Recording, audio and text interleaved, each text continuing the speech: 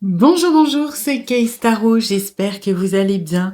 Bienvenue à vous dans cette guidance sentimentale intemporelle. On va aller voir quelles sont les pensées de cette personne pour vous le soir avant de s'endormir. Alors, pour vous aider à choisir, j'ai pris 3 petites scénettes. Alors, en première, on va dire que c'est le canapé. En deuxième, le gros fauteuil. Et en troisième, les 2 petits fauteuils, ou même des rocking chairs. Voilà. Vous choisissez celle qui vous appelle le plus. S'il y en a plusieurs, vous pouvez aller les voir. Il y a peut-être des messages à recevoir. Et puis voilà.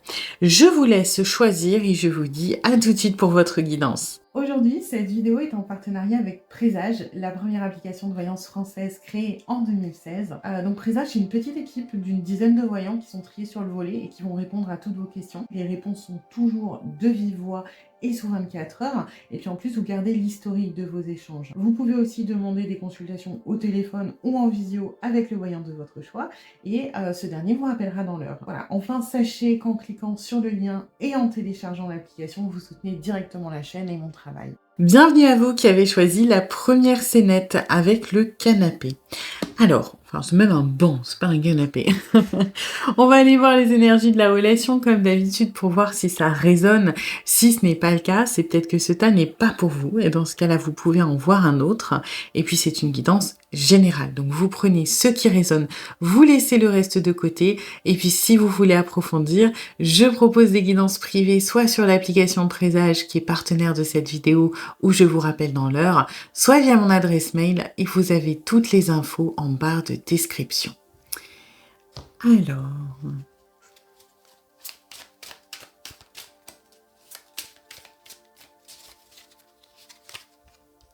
d'accord.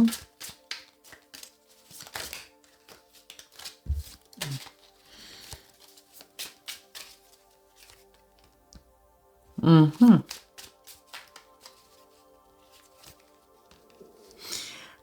Alors, petit peu particulier tout ça. J'ai l'impression que, une fois n'est pas coutume, on parle d'une séparation, d'une prise de distance ou de l'envie de partir, mais qui vient de vous. D'accord? Moi, soit vous êtes, parce que là, vous êtes dans cette énergie de 6 d'épée. Soit vous avez déjà quitté la relation, donc de laquelle on parle, hein, soit vous pensez à le faire. D'accord? C'est-à-dire que vraiment, on est en train de se projeter, on n'est pas forcément à l'étape de mettre des étapes, mais moi, j'ai plutôt quitté quelque chose, hein, là, de manière assez marquée.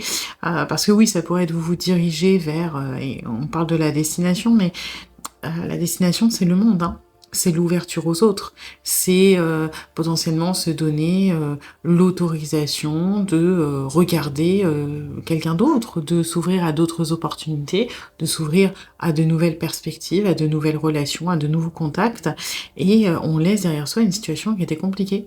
Une situation où moi, ce que j'ai l'impression, c'est que vous avez peut-être eu dans le passé un petit syndrome du sauveur, syndrome de l'infirmière, du genre à vouloir aider et sauver les gens. Et j'ai l'impression que de la relation de laquelle on parle vous a un petit peu remis dans ces énergies-là et vous a dit non, c'est bon. J'ai trop donné, moi. J'ai déjà fait l'infirmière, j'ai déjà fait l'infirmier, j'ai déjà fait le sauveur ou la sauveuse, et aujourd'hui, j'ai plus envie de ça. Moi, j'ai envie de légèreté, j'ai envie d'être bien, j'ai envie d'être avec quelqu'un qui est comme moi, qui s'est libéré de certaines choses, qui a pu ce truc de je dois, voilà, réparer, etc. Parce que la personne à qui vous pensez, elle est hein, démunie et elle cherche quelque part de l'aide, elle cherche un soutien, elle cherche, oui, peut-être pas à ce qu'on la sauve, mais à ce qu'on prenne soin d'elle. Et j'ai l'impression que soit ça a vraiment fini par peser et aujourd'hui, donc soit vous partez, soit vous pensez à partir, Soit c'est assez rapide, c'est-à-dire que, voilà, cette personne, vous la connaissez pas depuis énormément longtemps. Vous êtes déjà en train de ressentir ça et de vous dire: «OK, est-ce qu'il est pas temps de tant pis, d'aller voir ailleurs, de s'ouvrir à d'autres choses?» parce que j'ai l'impression que ça, vous sentez au fond de vous que ça ne vous correspond pas, du moins que ça ne vous correspond plus et vous avez plus envie de ça. Donc, ouais, moi j'ai, et a priori ça ne remet pas en question ou en cause ce que vous pouvez penser de cette personne, hein. Vous pouvez très bien, trouver que c'est une personne géniale, intéressante, mais juste que c'est pas pour vous ou que ce n'est plus pour vous. Donc, ouais, particulier là, vous êtes en train de vous ouvrir à de nouvelles choses. OK. Bon, bah, on va voir ce que cette personne quand même pense. Alors,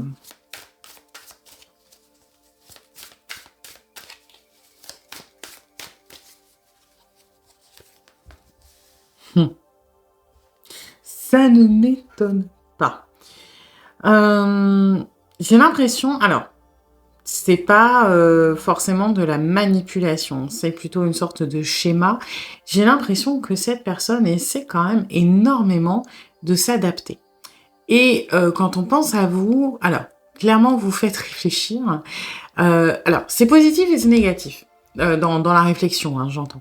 C'est positif parce que vous poussez cette personne à sortir de sa zone de confort et parce que vous n'êtes, plus peut-être aussi compréhensif ou aussi, hem, comment dire? Conciliant peut-être qu'avant, cette personne est obligée de réfléchir à d'autres manières pour soit vous rattraper, soit faire avancer les choses, et cetera. Ça, en soi, c'est positif parce que du coup, on sort de schémas qui ne sont pas forcément, très constructifs. Par contre, là où c'est pas forcément positif, c'est que le raisonnement va amener à une sorte de manque de franchise. Moi, ce que j'ai, c'est qu'on essaye d'imaginer qu'est-ce que vous attendez de nous pour qu'on puisse y correspondre. Voilà. Donc il y a une sorte de manipulation, quelque part, de bon, voilà, il s'est passé ça, il ou elle a réagi comme ça veut dire que il ou elle attend ça de moi, donc je vais essayer de correspondre à ça. Par contre, est-ce que je change profondément? Est-ce que je suis convaincue de ce que je fais, de ce que je dis, de ce que je change? Pas vraiment. On est plus dans le maintien d'une illusion pour essayer de se raccrocher aux branches et essayer de soit vous rattraper, soit, parce qu'on sent que ça sent le poney, soit de faire changer les choses vers le positif, mais est-ce que c'est un changement profond? Pas réellement. Et donc, moi, j'ai cette idée un petit peu d'essayer de comprendre, de décortiquer, d'analyser et donc de mettre en place un petit peu des stratégies. Mmh. Oui, on a l'impression et alors là, c'est, je trouve ça très dur parce que la motivation de cette histoire de changer, bien sûr, c'est, pour pas, potentiellement précipiter la fin de la relation et cetera, mais ce que je trouve très, très dur et c'est là où on voit que, il y a une différence d'évolution entre vous et la personne à qui vous pensez, du moins la personne qui est concernée par cette guidance, c'est que cette personne prend, on va dire, vos réactions, vos attentes, vos besoins, votre comportement, cette personne le prend personnellement. C'est-à-dire, si vous dites, par exemple, heu: «Moi, j'ai besoin d'un peu plus d'espace», cette personne va comprendre: «OK, je suis trop collant ou collante. OK, j'en demande trop. Je suis trop oppressant, oppressante». En fait, cette personne, quoi qu'il arrive, va ramener tous les éléments négatifs à soi et se remettre en question et donc est sous une pression constante d'avoir l'impression de toujours tout faire mal. D'accord? C'est, une victimisation, pas parce que cette personne est, une victime, hein, on va dire ça comme ça. Il y a un petit peu de peut-être effectivement de manque de confiance en soi à la base, mais moi ce que j'ai, c'est que c'est surtout quand on se met dans la position, on va dire comme ça, que c'est de notre faute, quelque part, c'est un mécanisme pour, comment dire? Contrebalancer, pour éviter le deuil. Pourquoi? Si vous partez et que c'est pas de notre faute, alors on peut rien y faire. Si juste vous avez plus de sentiments, bah, vous avez plus de sentiments, vous partez, c'est fini. Si vous partez parce que on est trop jaloux, on est trop chiant, on est trop oppressant, ça veut dire qu'on a une marge de manœuvre. Ça veut dire que si on change, Si on arrive à rentrer dans le moule, si on arrive à correspondre à ce que vous voulez, vous ne partez pas. Vous voyez? Et là, c'est un petit peu ça, hein. Les pensées, elles sont pas du tout sereines quand on pense à vous. On est vraiment, on a l'impression d'être jugé, d'être observé, d'être à la place de ce petit nounours, que en fait, on va se faire écraser et on peut pas y échapper quelque part. On a l'impression d'une certaine fatalité qu'on essaie de contrer de toutes nos forces et qui est très très dur à vivre pour cette personne, hein.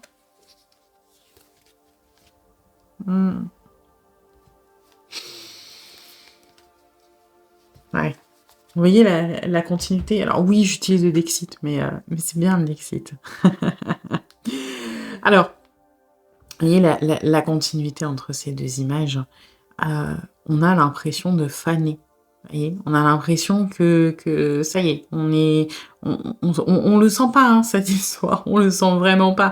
Et là, on est un peu dans les énergies, je trouve, du cavalier de coupe quand il est un peu mal aspecté, de si on arrive à vous reséduire, si on arrive à vous reconquérir, si on arrive à correspondre à ce que vous voulez, encore une fois, hein, si on arrive à...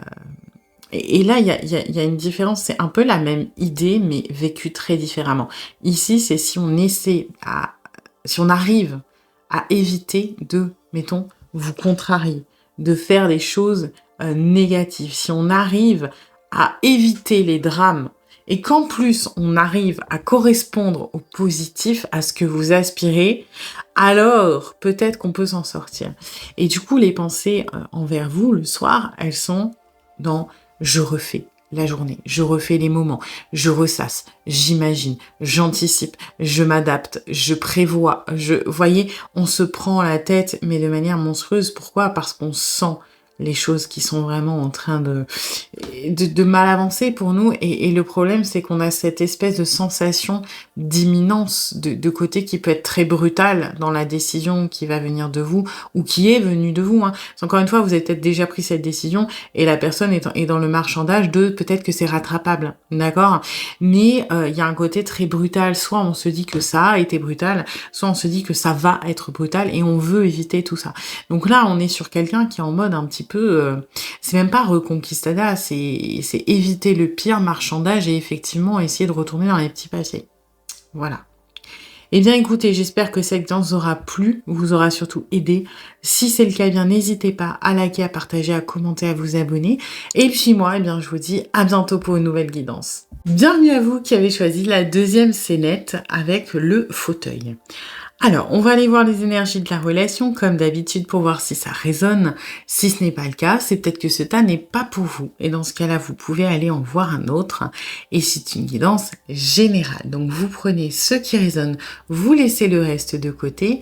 Et puis, si vous voulez approfondir, je propose des guidances privées, soit sur l'application Présage, qui est partenaire de cette vidéo, où je vous rappelle dans l'heure, soit via mon adresse mail.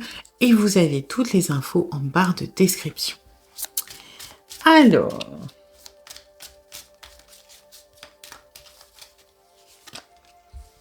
d'accord.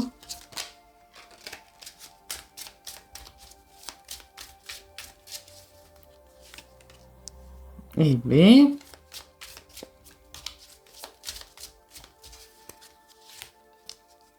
oh bah dites donc, vous aimez vous prendre la tête, vous, hein?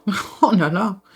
Ouais, on est à fond dans les épées, hein. Vraiment, et puis des cartes qui sont quand même assez fortes, hein, assez emblématiques.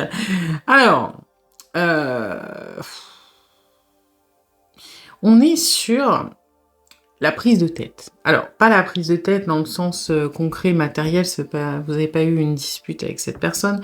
Enfin, ça peut, mais c'est pas du tout le point. C'est plutôt que on aime... Alors, on aime, c'est peut-être malgré soi, mais on a besoin d'écouter sa tête. On a besoin de rationaliser les choses. On a besoin de pouvoir les argumenter, de pouvoir les mesurer, peut-être même, hein. Et c'est assez problématique parce que on est dans une absence de prise de risque. Et on est même en fait, à vouloir éviter les risques, et c'est-à-dire à sécuriser le terrain, c'est comme si on créait de nouveaux risques, finalement. C'est-à-dire, si... Je vais vous prendre vraiment l'exemple basique, mais qui explique ce que je veux vous dire. Si vous êtes jaloux, c'est que vous voulez éviter le risque que cette personne vous trompe, généralement. Donc, ok, on évite ce risque-là. Donc, qu'est-ce qu'on fait? On est jaloux. Et qu'est-ce qu'on fait pour éviter ce risque-là? On va potentiellement poser beaucoup de questions, fouiller dans le téléphone, surveiller, je sais pas, vous voyez, faire des réflexions, interdire à la personne de voir telle ou telle personne. Mais ok, alors on va peut-être éviter un peu le risque que la personne vous trompe. Je suis pas convaincue, mais pourquoi pas, si ça vous fait plaisir. Par contre, on va créer un autre risque, c'est-à-dire qu'on va créer une autre faille dans la relation. La faille étant de créer des disputes, des engueulades, des choses assez violentes sur le côté potentiellement toxique du comportement, que cette personne se sent étouffée, que cette personne n'a plus son mot à dire, que cette personne est en train de vraiment de très mal vivre la relation. Et dans ce cas-là, ok, la personne va peut-être pas vous quitter parce qu'il ou elle va vous tromper, mais cette personne va vous quitter parce que vous avez créé un climat qui est dysfonctionnel et qui est très lourd à vivre. Vous voyez ce que je veux dire?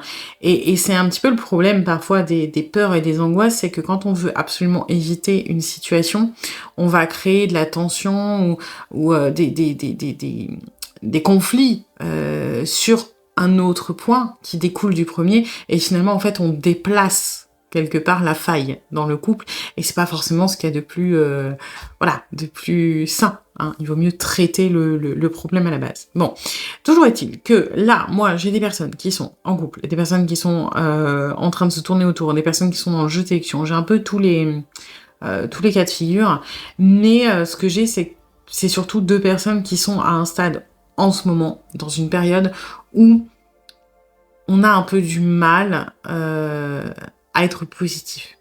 On a tendance à... Vous, visiblement, vous avez peur de certaines choses, et j'ai l'impression... Alors, pour beaucoup, il s'agit de jalousie. Alors, jalousie, manque de confiance, soit en l'autre, soit en les autres, hein, qui peuvent lui tourner autour, peu importe. Et ce besoin c'est pas de fliquer, mais de tout savoir. Et vous enfermez un petit peu la personne. Et moi, ce que j'ai, c'est que en face de vous, j'ai une personne qui ne comprend pas. Parce que c'est une personne qui va... En fait, alors, votre peur, elle est émotionnelle. D'accord? Vous avez peur de souffrir. La réalité, c'est ça. Vous avez peur de souffrir. Sauf que vous allez la transformer en une peur rationnelle. J'ai peur que cette personne me trompe. Donc, la personne en face de vous va vous répondre avec un discours rationnel. Je ne te tromperai pas parce que je n'ai pas le temps, je travaille, j'ai pas du tout la tête à ça, je suis amoureux ou amoureuse de toi, ou je suis intéressée par toi, c'est pas dans mon optique de rencontrer des gens, je ne suis pas sur des applis de rencontre, on va vous répondre de manière rationnelle. Le problème, c'est que comme votre peur, elle est émotionnelle, le rationnel ne rassure pas l'émotionnel. Donc, quelque part, on est dans cette dimension où la personne voit que vous n'êtes pas rassuré, ne sait pas comment s'y prendre, ne sait pas comment améliorer les choses parce que ne comprend pas, en fait, la teneur de votre discours, parce que vous ne le communiquez pas pour ce qu'il est, c'est-à-dire des peurs un peu irrationnelles. Et vous, comme vous cherchez à rassurer de l'émotionnel avec du rationnel, ça fonctionne pas. Quelque part, vous avez soif et vous essayez de vous nourrir. Donc, c'est compliqué. Et donc, on est sur une incompréhension où les deux ont peur et les deux n'arrivent pas à se comprendre. Voilà. Ok. Bon. Allez voir, du coup, hop, les pensées de cette personne pour vous.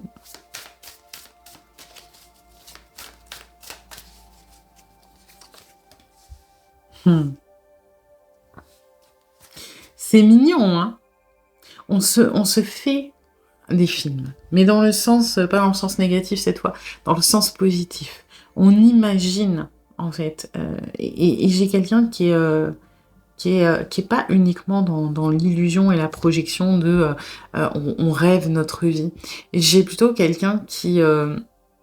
c'est marrant, d'assez méthodique, je trouve, parce que c'est quelqu'un qui va aller plonger dans vos souvenirs en commun, dans les souvenirs passés, pour écrire un peu le potentiel de demain. Mais on n'est pas dans l'illusion complètement fantastique de oui, on va aller au resto et je vais la demander en mariage ou il va me demander en mariage et on sera... Oui, on n'est pas dans le too much, on est plutôt de tiens, je me rappelle qu'on avait fait telle sortie à tel moment, c'était génial et je pense que si on y retourne, ça sera comme ça. Vous voyez, c'est quand même... Il y a une notion de pragmatisme derrière ça et il y a beaucoup de je trouve, d'implication, justement. On n'est pas purement dans l'illusion.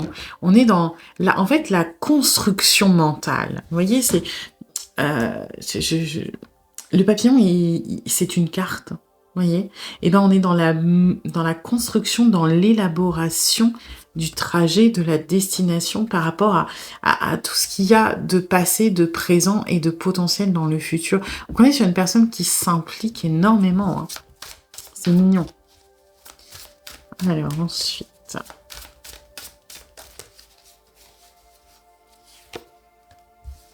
Je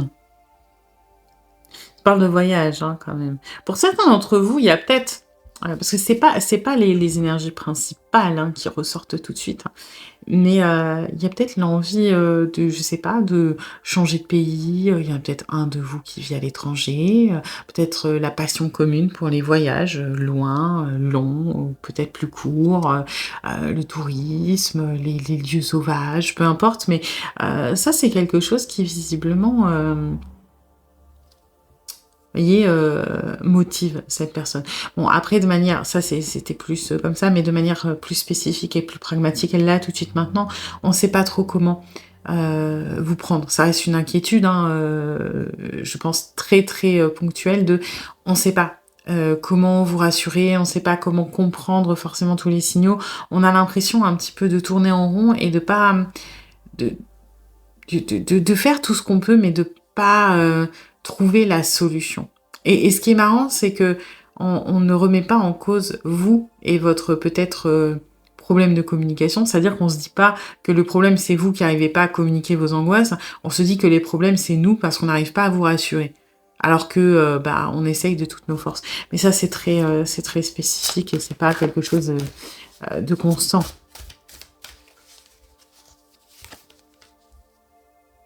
On est très orienté sur le passé, hein.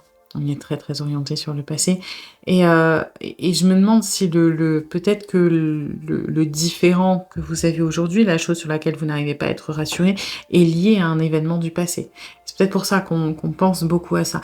Mais de manière générale, j'ai l'impression qu'on aime faire des rétrospectives de votre histoire, en fait, le soir. On aime bien se dire, voilà, on est passé par là, on a fait ci, on a fait ça. Ah, il y a tel souvenir que j'aime bien, il y a telle chose, c'était pas facile. Vous voyez, on est beaucoup plus dans le... mais c'est une manière pour cette personne de s'impliquer dans la relation, j'ai l'impression de la rendre concrète quelque part, hein. Beaucoup plus dans le passé, mais pas le passé à ressasser, dans le juste regarder en arrière avec beaucoup d'affection, de tendresse et de lucidité, beaucoup plus que dans l'illusion du futur. Ouais.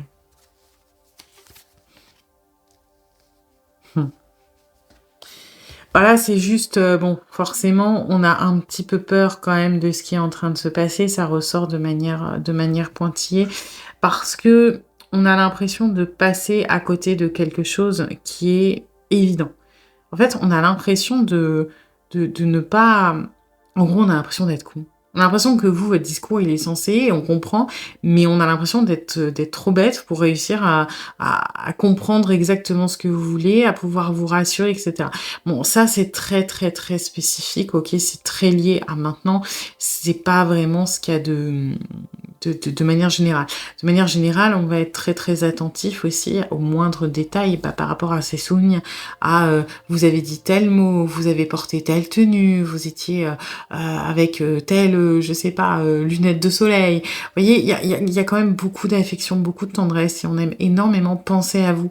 Donc c'est comme un petit rituel en fait. Quand on s'endort, pour moi, on pense à vous et on est bien. Donc c'est plutôt sympa. Voilà. Eh bien, écoutez, j'espère que cette guidance vous aura plu, vous aura surtout aidé.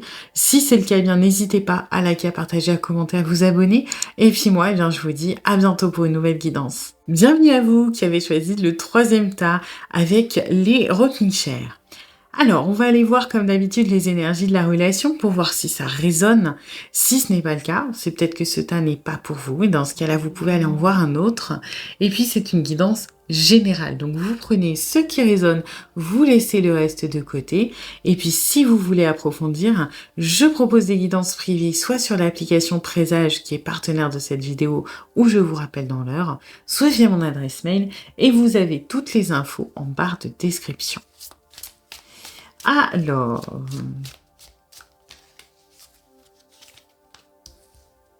d'accord.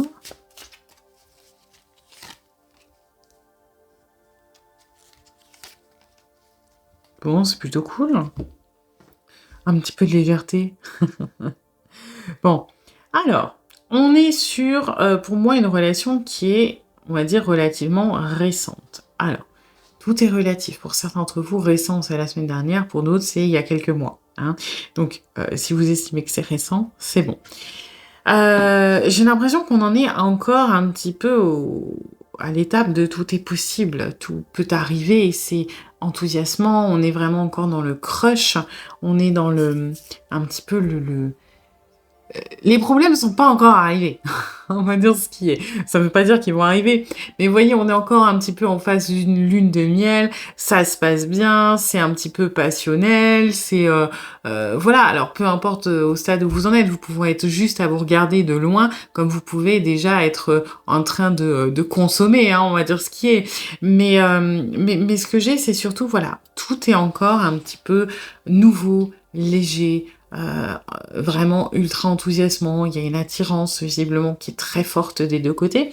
La seule petite différence, c'est que on est sur une personne qui va être un petit peu dans sa gestion de l'émotionnel, plus facilement dans la fuite, hein.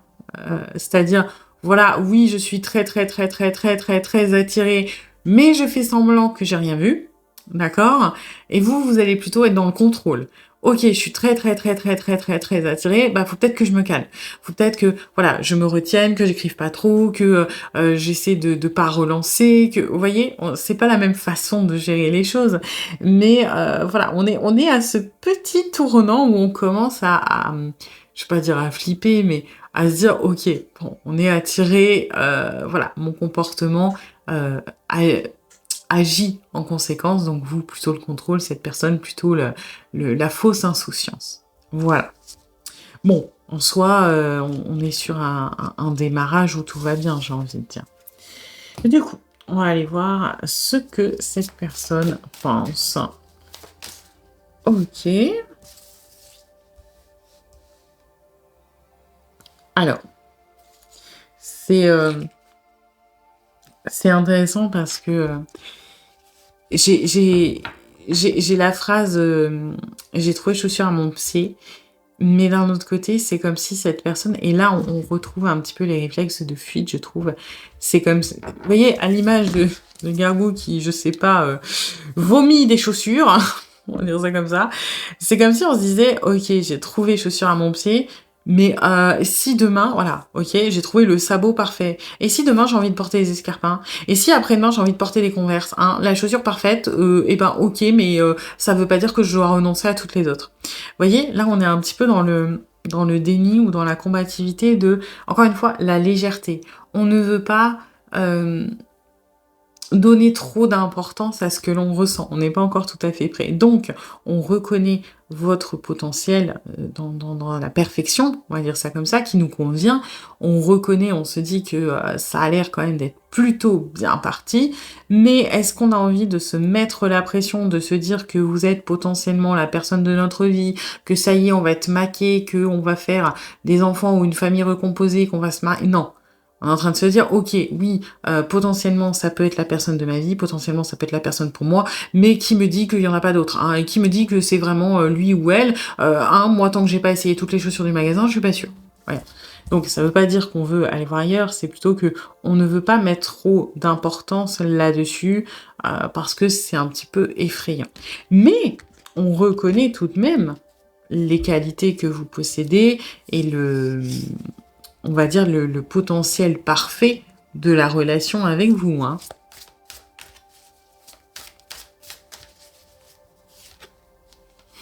Vous voyez, à chaque fois, c'est marrant parce que c'est là où, vous voyez, on sent cette espèce de fausse légèreté, de cette envie de minimiser les choses. Ouais, ok, j'ai trouvé. En plus, c'est le cœur en ampoule, vous voyez, c'est ok, mon cœur il a compris, mon cœur il a une idée, mon cœur c'est bon, il est allumé, il a compris. Par contre, l'avantage c'est qu'il est dans une boîte. Si je ferme, hop, je la vois plus et j'oublie qu'elle est là. Vous voyez, c'est vraiment à chaque fois qu'il y a quelque chose de très positif et en plus là, c'est extrême, je trouve, parce que on parle quand même de, vous êtes potentiellement la personne de sa vie, le cœur, on va dire, se réveille et on ne pensait pas que c'était possible. On a peut-être l'impression d'avoir trouvé quelque chose qu'on ne pensait pas, qu'on avait besoin, par exemple. Donc c'est des sentiments qui sont très, très, très, très forts, qui sont très puissants et que tout de suite, on va essayer de minimiser. Ah oui, mais voilà, il y en a peut-être d'autres qui sont parfaits, tout aussi parfaits, même plus parfaits. Et puis, oui, bah OK, peut-être que maintenant j'ai l'impression que jusqu'à maintenant il me manquait quelque chose dans ma vie, mais peut-être que c'est pas ça. Et puis, franchement, j'ai vécu sans ça jusqu'à maintenant, pourquoi ça changerait? Vous voyez, on est vraiment dans ce petit combat mauvaise foi, et c'est surtout ça, en fait. Parce que j'ai l'impression que cette personne, quand il ou elle pense à vous le soir, c'est plutôt de manière parasite. C'est-à-dire que on ne fait pas l'effort de penser à vous, on ne provoque pas cette pensée. On se dit pas, tiens, en se couchant, tiens, je vais penser à lui ou à elle. Non, c'est plutôt, on se couche, on essaie de, je sais pas, penser à notre journée de demain ou à la journée qu'on a fait ou peu importe. Et puis bam, vous apparaissez dans l'esprit de manière assez puissante et donc tout de suite on va essayer de hop recadrer les choses. Mais là où vous allez essayer de les contrôler, là on est plutôt dans essayer de les décrédibiliser, essayer de les minimiser, de mais non, c'est pas si important que ça, allez vas-y, sors de ma tête, hein, c'est un peu comme ça. Alors ensuite,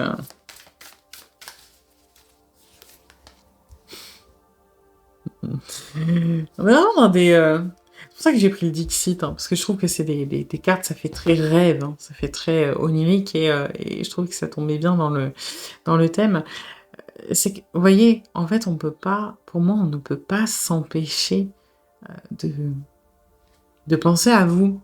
J'ai vraiment cette espèce d'impression, ouais, de parasite, vous voyez, vous êtes le bateau ailé, là, qui traîne dans la tête de la personne, et si on essaie de vous mettre des petits coups de... comme une mouche, vous voyez, vous imaginez, vous êtes tout petit, vous vous baladez dans la tête de la personne, puis on essaie de vous faire... Attends, voilà, et puis vous revenez, vous repartez, et puis on fait non mais c'est bon, j'ai compris, va-t'en. Et ben non, vous revenez. Et j'ai vraiment ce truc-là où pour moi, la phase entre le rêve, on va dire, qui est provoqué, c'est-à-dire quand vous êtes conscient le soir et que vous sombrez dans l'inconscience, il y a une phase un petit peu de sommeil paradoxal où là on lâche complètement prise, c'est l'inconscient qui s'exprime et on ne contrôle plus rien. J'ai l'impression que là, quoi qu'il arrive, vous ressortez beaucoup. Vous voyez, c'est que même si avant, dans le conscient, on essaie de vous chasser, de vous minimiser, de dire eh, c'est bon, c'est pas si important que ça, bah, cet effort qu'on fait pour minimiser les choses, hop, l'inconscient il le ressort en mode non, c'est bon, laisse-moi m'exprimer. Voilà. Donc je pense que on rêve beaucoup de vous, mine de rien. Mais ça, on n'en a pas conscience, hein. Mais voilà. Ouais.